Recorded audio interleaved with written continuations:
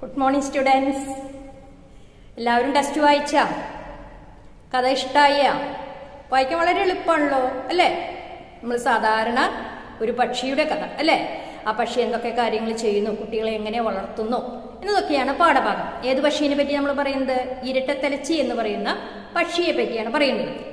അച്ഛൻകിളിയും അമ്മക്കിളിയും കുട്ടികൾക്ക് ഭക്ഷണം കൊണ്ടുവന്ന് കൊടുക്കുന്നു, അവരെ വലുതാക്കുന്നു. അപ്പോൾ അതിൻ്റെ ഇടയിൽ അവിടെ നടക്കുന്ന സംഭവങ്ങളുണ്ട്. അതായത് കാക്ക വന്ന് കുട്ടികളെ ആക്രമിക്കാൻ നോക്കുന്നു, ഉപ്പൻ വരുന്നു, ഞങ്ങൾ അതിനെ ഓടിപ്പിക്കുന്നു. വളരെ രസകരമായിട്ടാണ് നമ്മൾ കഥ നീങ്ങിക്കൊണ്ടിരിക്കുന്നത്. ഇനി നമുക്ക് ബാക്കി ഭാഗം ഇന്ന് നോക്കാം. എല്ലാവരും ടെക്സ്റ്റ് ബുക്ക് എടുത്തേ. ഞാൻ വായിക്കുമ്പോൾ ശ്രദ്ധിച്ച് കേട്ടിരിക്കണം. അപ്പോൾ ഏതുവരെ നമ്മൾ പറഞ്ഞത്? ഒരു ഉപ്പൻ എന്ന് പറഞ്ഞ പക്ഷി ഈ കുട്ടികളുടെ അടുത്തേക്ക് വന്നു, ഞങ്ങൾ അതിനെ ഓടിപ്പിച്ചു. ഉപ്പൻ്റെ അടുത്തേക്ക്, ഞങ്ങൾ ആ കുടിൻ്റെ അടുത്തേക്ക് ചെന്നപ്പോഴേക്കും ഉപ്പൻ അവിടെ നിന്ന് പറന്നുപോയി. അതുവരെയായിരുന്നു നമ്മൾ പാഠഭാഗം പറഞ്ഞു നിർത്തിയത്.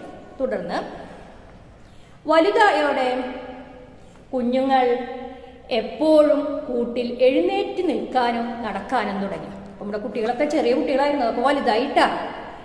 നമ്മുടെ ഇരട്ടത്തലച്ചി എന്ന് പറയുന്ന പക്ഷിയുടെ കുട്ടി വളരെ ചെറുതായിരുന്നു അല്ലേ? അപ്പം അതൊക്കെ വലുതായി, കുറച്ച് വലുതായി, അവർ കൂട്ടിലൊക്കെ എഴുന്നേറ്റ് നിൽക്കുന്ന പ്രായമായി. ചേട്ടൻ കിളിയായിരുന്നു വലിയ ഇളക്കക്കാരൻ. ഒന്ന് ചേട്ടനും ഒന്ന് അനുജത്തിയായിരുന്നു അതിലുണ്ടായിരുന്നു. ചേട്ടൻ ഭയങ്കര സാമർത്ഥ്യക്കാരനാണ്.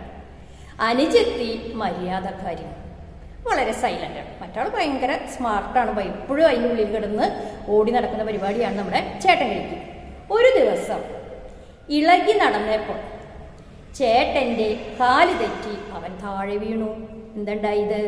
കൂടിൻ്റെ ഉള്ളിൽ അങ്ങനെ ഓടി ഓടി നടക്കുന്ന സമയത്ത് പെട്ടെന്ന് ചേട്ടൻ്റെ കാല് തെറ്റി ചേട്ടൻ താഴെ വീണു.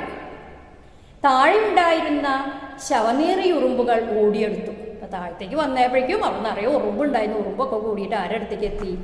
ഈ ചേട്ടൻ കിളിയുടെ അടുത്തേക്ക് എത്തി. അവനെ പൊതിഞ്ഞു. കിയോ കിയോ, എന്നെ രക്ഷിക്കണേ. അവൻ കരഞ്ഞു. യോ കിയോ എന്ന് പറഞ്ഞിട്ട് ആര് കരഞ്ഞു തുടങ്ങി? നമ്മുടെ ചേട്ടൻ കിളി കരഞ്ഞു തുടങ്ങി. അനുജത്തിയാണെങ്കിലോ കൂടിനുള്ളിലാണ്. ഞാൻ ഓടിച്ചെന്ന് അവനെ എടുത്തു. ദേഹത്തെ ഉറുമ്പുകളെ പറിച്ചെടുത്തു മാറ്റി. ഞാൻ വേഗം ഓടിച്ചെന്നിട്ട് ചേട്ടൻ കിളിയെ എടുത്തു. ആ കിളിയെ എടുത്തു. അതിൻ്റെ മേലത്തുള്ള ഉറുമ്പുകളെയൊക്കെ മാറ്റി അവനെ കൂട്ടിൽ തിരിച്ചു വെക്കാനായി ചെന്നു. അപ്പോഴേക്ക് അച്ഛനും അമ്മയും പറന്നെത്തി. അച്ഛനും അമ്മയും എന്നെ എടുത്തു വെക്കാൻ നിൽക്കുമ്പോഴേക്കും കുട്ടികളെടുത്ത് ഉപദ്രവിക്കുമോ എന്ന് വിചാരിച്ചവർ വേഗം പറന്നെത്തി. എൻ്റെ ചുറ്റും പറന്നു. എൻ്റെ ദേഹത്ത് ചിറകട്ടടിച്ച് പ്രതിഷേധിച്ചു. കുർ കുർ കുർ. ഞാൻ കുഞ്ഞിനെ വരാന്തയിൽ വെച്ചിട്ട് ഒളിച്ചു. ഞാൻ വേഗം കുട്ടീനെ വരാന്തയിൽ വെച്ചിട്ട് ഒളിച്ചു. ചിലപ്പോൾ കൊത്തും. അച്ഛൻ കിളിയും അമ്മക്കിളിയും കുറേ നേരം അവൻ്റെ അടുത്തിരുന്നു. എന്തുണ്ടായത്? കുട്ടിക്ക് അപകടം പറ്റിയാൽ വിഷമിച്ച് എന്താണ്ടായി എന്നൊക്കെ ചോദിച്ച് അച്ഛൻ കിളിയും അമ്മക്കിളിയും കുറേ നേരം ഈ ചേട്ടൻ കിളിയുടെ അടുത്ത് ഇരുന്നു. പുന്നാരം പറഞ്ഞു. അവന് പുന്നാരം എന്നുള്ള വാക്കിൻ്റെ അർത്ഥം എന്താണ്? ലാളിച്ചു, കൊഞ്ചിച്ചു. കുഴപ്പമില്ല മോനെ, സാരല്ല, ഇങ്ങനെ ഞാൻ ഉള്ളിൽ നിന്ന് പുറത്തു വരരുത്, വീഴും എന്നൊക്കെ പറഞ്ഞ് സമാധാനിപ്പിക്കലും ലാളിക്കലും ഒക്കെ ചെയ്ത് അച്ഛൻ കിളിയും അമ്മക്കിളിയും കുറേ നേരം ഈ ചേട്ടൻ കിളിയുടെ അടുത്ത് തന്നെ ഇരുന്നു. പിന്നെ തീറ്റ തേടി പോയി. ആ തക്കത്തിന് ഞാൻ അവനെ തിരിച്ച് കൂട്ടിൽ വെച്ച് മാറി നിന്നു. അച്ഛൻ കിളിയും അമ്മക്കിളിയും പോയപ്പോൾ ഞാൻ എന്ത് ചെയ്തു? ഈ കിളിയെ എടുത്ത് കൂട്ടിൽ കൊണ്ടുപോയി വെച്ചു. കുറേ കഴിഞ്ഞപ്പോൾ അച്ഛൻ കിളിയും അമ്മക്കിളിയും തീറ്റയുമായി എത്തി. അവനും തീറ്റ നൽകി. എന്തുണ്ടായത്? കുറച്ച് കഴിഞ്ഞപ്പോൾ അച്ഛൻ കിളിയും അമ്മക്കിളിയും തിരിച്ചു വന്നു. അവരുടെ കയ്യിൽ തീറ്റയുണ്ട്, അത് ഈ കുട്ടികൾക്ക് കൊടുത്തു.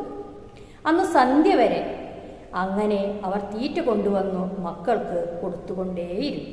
അപ്പോൾ സന്ധ്യ ആവണ വരെ എന്ത് ചെയ്തിരുന്നു? അച്ഛൻ കിളിയും അമ്മക്കിളിയും മാറി മാറി തീറ്റ കൊണ്ടുവന്ന് ഈ കുട്ടികൾക്ക് കൊടുത്തു.